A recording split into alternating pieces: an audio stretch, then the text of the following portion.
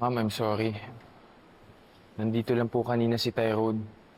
Si Tyrone po kasi yung makakapagsabi talaga kung ano nangyari. Siya po, pati yung kapatid niyang si Tali ang naabutan ko nung nahulog si Belle. Sino ba yung Tyrone at Tali na yan? And where are they? I want to talk to them. Siya po si Tyrone.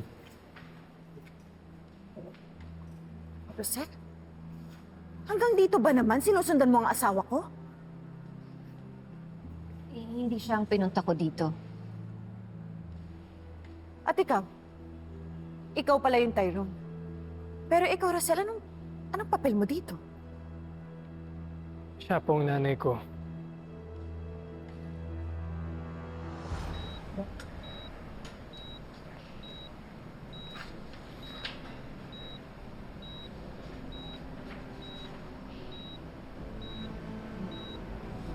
Anak, first time ko makita na ganito ka. Hindi ko pala kaya. Sana ako na lang ang nasa kalagayan mo. Sana ako na lang yung nasaktan.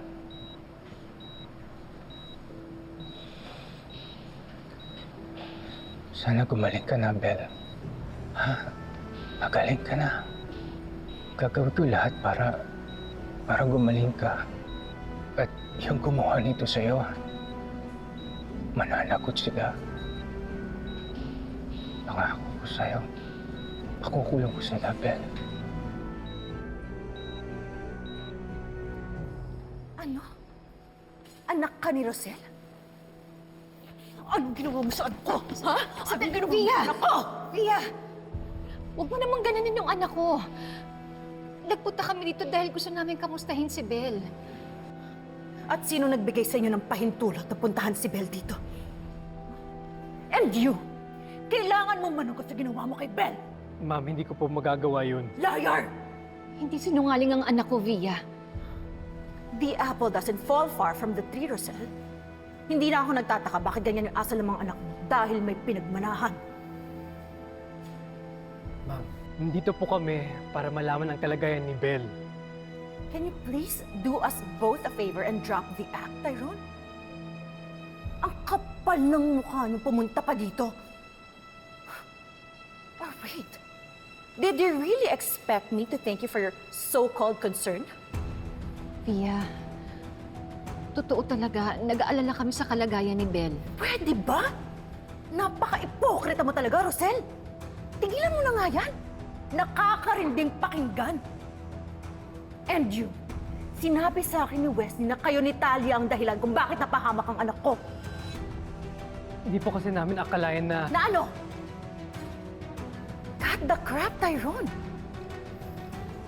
At ikaw, nasaan yung isa mo pang magaling na anak? Dahil dapat dalawa silang hinaharap mo sa amin.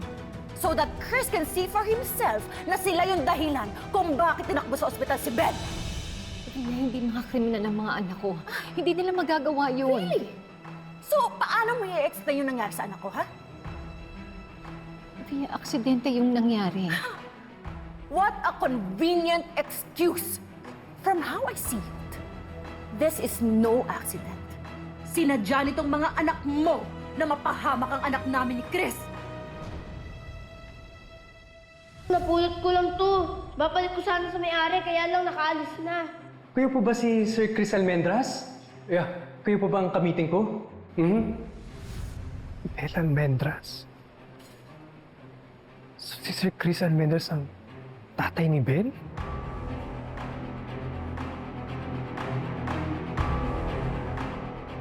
Hey, speak up. May gusto kang sabihin? Or was that your pathetic attempt at mocking me? If anything bad happens to my daughter, I swear to God, I will make your life a living hell! Ididemanda ko yung mga anak mo. Sisiguraduhin ko makukulong yung Tali at Tyrone na yan. Via, nakikiusap ako sa'yo. Baka naman pwede natin itong pag-usapan. Gusto lang namin makausap si Belle. Alam niya... I will stop you right there. Hindi ko kayo hahayaan na makalapit kay Belle. In fact, I don't want you or your children breathing the same air as my daughters.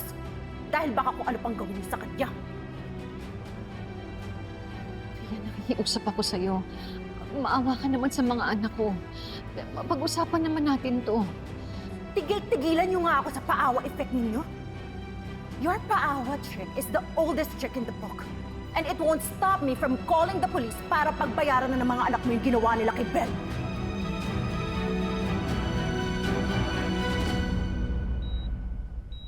Pasensya ka na, Doc. Nag-aalala lang talaga ako na hindi pa nagigising ang anak ko. I understand, Mr. Amendras. But for now, yun lang po muna yung pwede namin i-disclose. So let's just pray na sana walang major damage lalo na sa ulo ng pasyente. But anyway, we are doing our best to attend to her. So rest assured na gagawin namin ang best namin para dito. At sana gumising na siya as soon as possible. Salamat, Doc, ha. Talagang gusto ko lang gumaling na yung anak ko. Para limaraman ko kung sino gumawa sa kanya nito. Fia, nakikiusap ako sa'yo.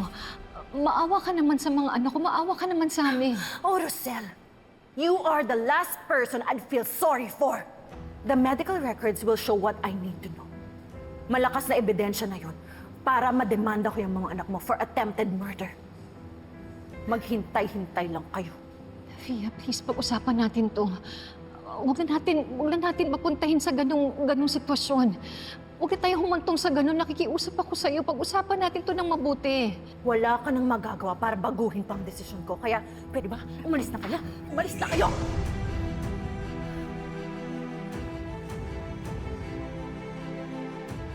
Ma'am, umalis na lang muna ko kayo. Sisiguraduhin ko na yung mga anak mo sa kulungan magbabagong taon! Umalis na kayo!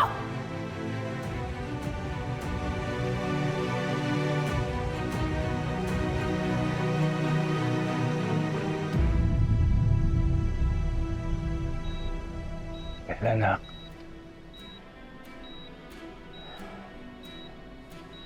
I will not let this slide. Mananagot kung sino mang gumawa nito sa'yo. I promise. Kailangan natin magpa-imbestiga, pare. Para malaman natin ang totoong nangyari.